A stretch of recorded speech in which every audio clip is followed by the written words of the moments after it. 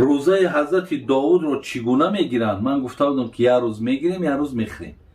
این بهترین روزه است که پیامبر ما گفتن روزه حضرت داود است.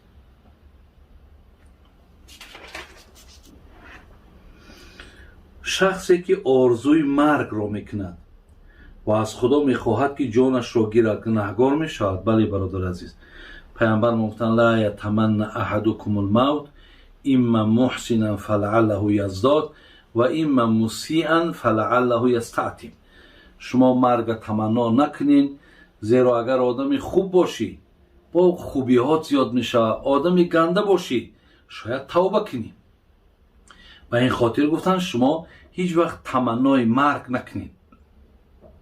و حیات هم برادر و خواهر عزیز، حیات هم سیو نعمت بزرگه. اگر ما بگیم خدای مهربان ما از همین عمر بیزار شدیم، خدای ما از همین زندگی بیزار شدم، الهی مهربان همین عمر ما مقصد کوتاه که خدای جان ما بگیر، این ناشکری در نعمت خدا میشه.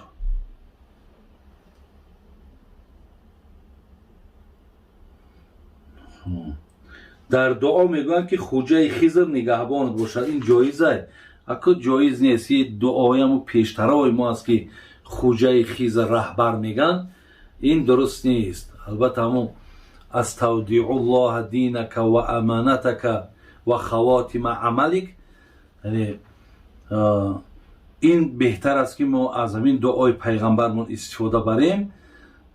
خوب و نیکو هست برادر عزیز.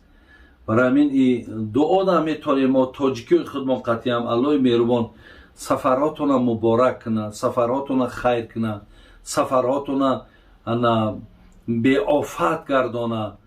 الله مهربان صحت برد، صحت بیارد و الله مهربان مرادهات حاصل کند. الله مهربان در حفظ و امانش نگه دارد. میشه، لیکن خوجه خیزر رهبرت، خوجه خیزر نگهبانت، اینا در دعا برادر عزیز جا کردن در کار نیست.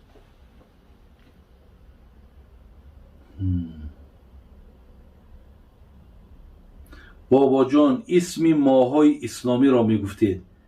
ماهای اسلامی یعنی بگیم داریم ماهای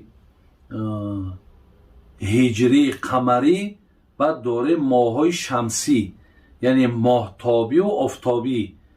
اگه ماهایی که ما و شما از اسلامی بگیم استفاده میبریم، این محرم است، صفر است، ربیع الاول، ربیع الثانی، جمادی الاول، جمادی الثانی، رجب، شعبان، رمضان، شوال، ذوالقعده و ذوالحجه. همین 12 ماه است. یکیش 29 یکیش 30، یعنی ماهای همین اسلامی 29 و 30 میآید.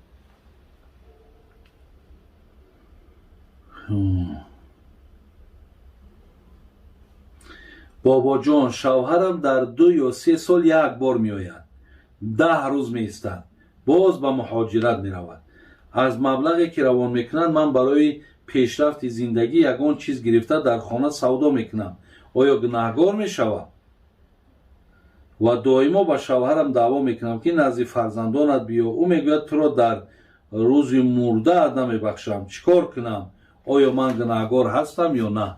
نه، شما گناهکار نیستین خواهرای عزیز. گناهکار همه برادرای هستند که مقصد در همین مهلت‌های کم میان با شما یکجا میشوند، با زباناشون دراز، با میگم من ترا نمیبخشم. برعکس باید تو خواهر عزیز بگوی من ترا نمیبخشم.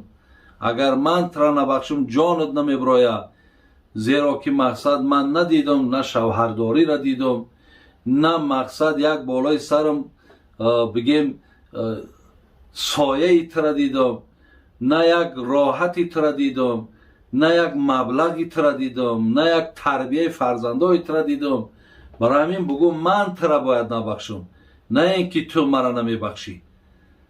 برای همین خواهر عزیز شما برای پیشرفت زندگیتون میلش بهترین میشود، خوب است. الله برکتتون تیا که شما اینقدر همت دارین، اینقدر توفیق دارین، اینقدر صبر دارین.